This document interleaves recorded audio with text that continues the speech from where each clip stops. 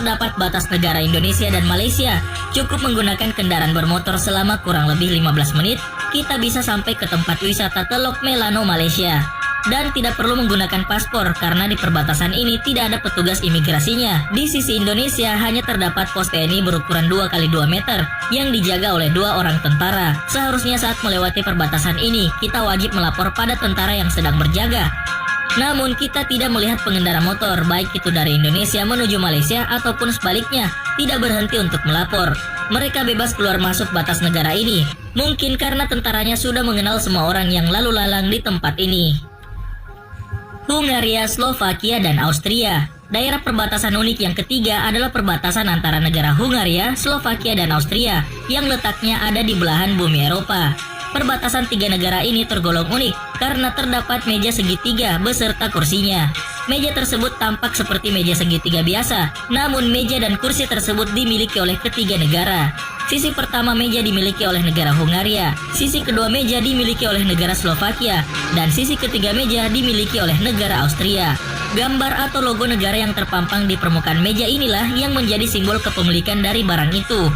Jika kita bersama-sama duduk dengan teman-teman kita, maka kita sedang berbicara di wilayah tiga negara yang berbeda. Amerika Serikat dan Meksiko. Ada perayaan setiap tahun antara warga Naco, Arizona dengan warga Naco, Meksiko untuk mengadakan pertandingan bola voli di perbatasan kedua negara.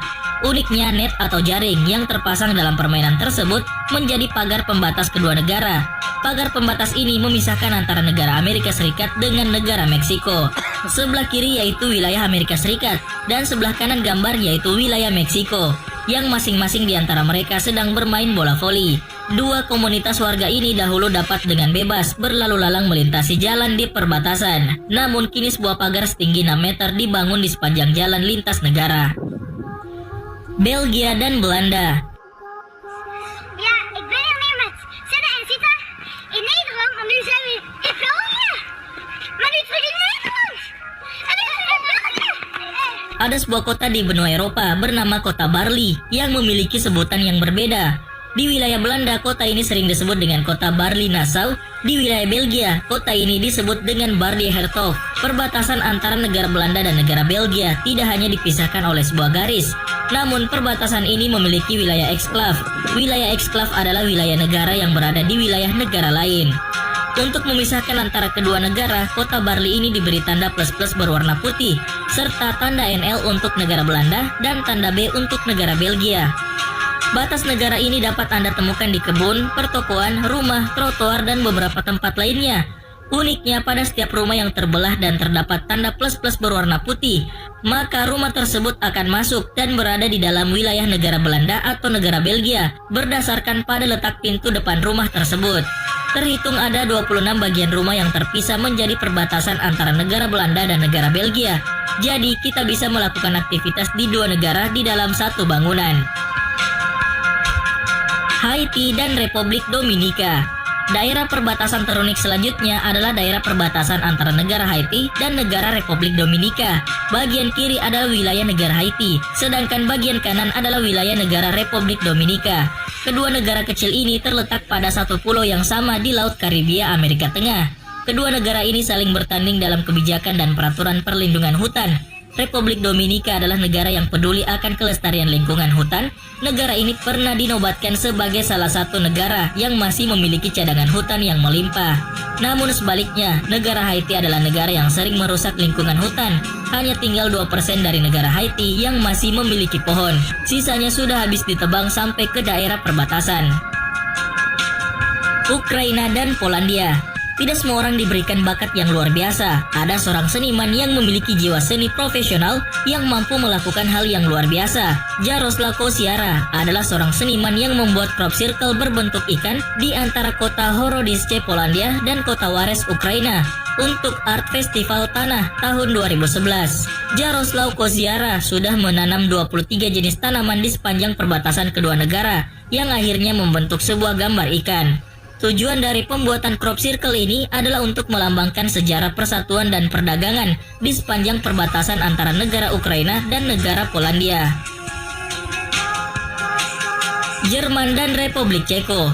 Perbatasan antara negara Jerman dan negara Ceko terletak di benua Eropa.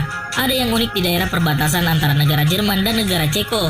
Bagian kiri adalah wilayah milik Jerman, sedangkan bagian kanan adalah wilayah milik Ceko. Bagaimana tidak unik, perbatasan negara ini dibatasi oleh area yang memiliki perbedaan kontras.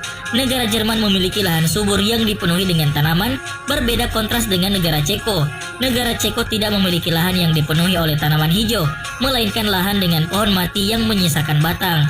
Perbedaan ini dipengaruhi oleh kebijakan dan peraturan dari masing-masing negara. Spanyol dan Portugal. Okay, that's the correct position. Fantastic. Have a great flight to Portugal. Thank you for coming.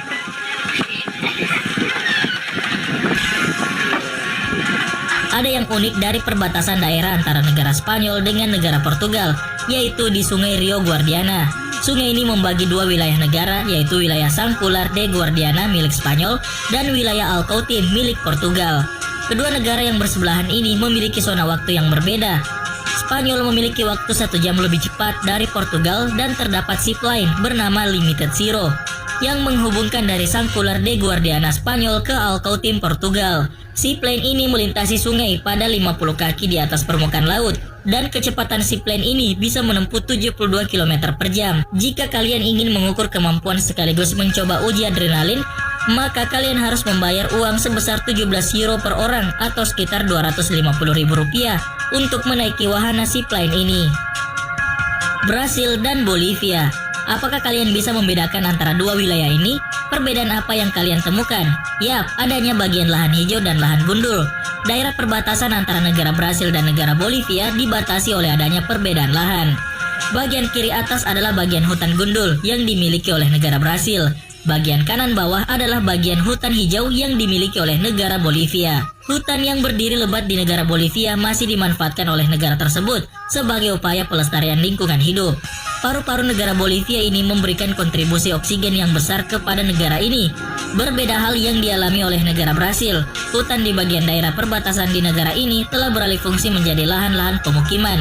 Perbedaan kontras inilah yang digunakan sebagai daerah pembatas antara negara Brasil dengan negara Bolivia. Meksiko dan Amerika Serikat. Bagian kanan merupakan kawasan Meksiko yang memiliki daerah sebagai perumahan padat, sedangkan bagian kiri merupakan kawasan Amerika Serikat yang memiliki daerah padang pasir kosong dan gersang yang sedikit dihuni oleh manusia. Wilayah dua negara unik ini dijadikan sebagai daerah perbatasan negara antara Amerika Serikat dan Meksiko. Kini daerah tersebut dibatasi dengan dibangunnya pagar pembatas yang berdiri tegak sepanjang ratusan kilometer memisahkan negara Amerika Serikat dan negara Meksiko. Norwegia dan Swedia. Daerah perbatasan selanjutnya masih terdapat di daerah Eropa, yaitu perbatasan antara negara Swedia dan negara Norwegia. Antara negara Swedia dan negara Norwegia dibatasi oleh garis berwarna putih di tengah-tengah jembatan yang membagi dua wilayah negara.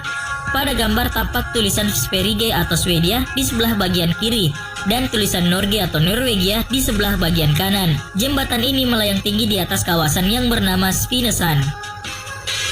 Perbatasan Polandia, Ceko, dan Jerman, yaitu pada perbatasan tiga negara, yaitu negara Jerman, Polandia, dan Ceko. Seperti yang Anda ketahui bahwa negara-negara tersebut terdapat di belahan benua Eropa. Apa yang menjadi tanda dari daerah perbatasan tersebut? Coba Anda perhatikan, bisakah Anda menemukannya? Benar sekali, bendera Uni Eropa berada di tengah pada gambar, menjadi tanda perbatasan di sungai antara negara Jerman, Polandia, dan Ceko. Bendera Uni Eropa yang berdiri di titik tengah sungai adalah salah satu tempat yang diincar oleh para wisatawan lokal maupun wisatawan mancanegara. Lituania dan Belarus. Tempat ini merupakan perbatasan antara dua negara, tepatnya berada di benua Eropa, yaitu negara Belarus dan negara Lituania. Pagar besi yang cukup menjulang tinggi merupakan batas kedua negara tersebut. Batas ini digunakan oleh antar warga kedua negara yang masih sekerabat sebagai sarana komunikasi. Mereka dapat berbincang dengan warga negara lain yang dibatasi oleh pagar besi.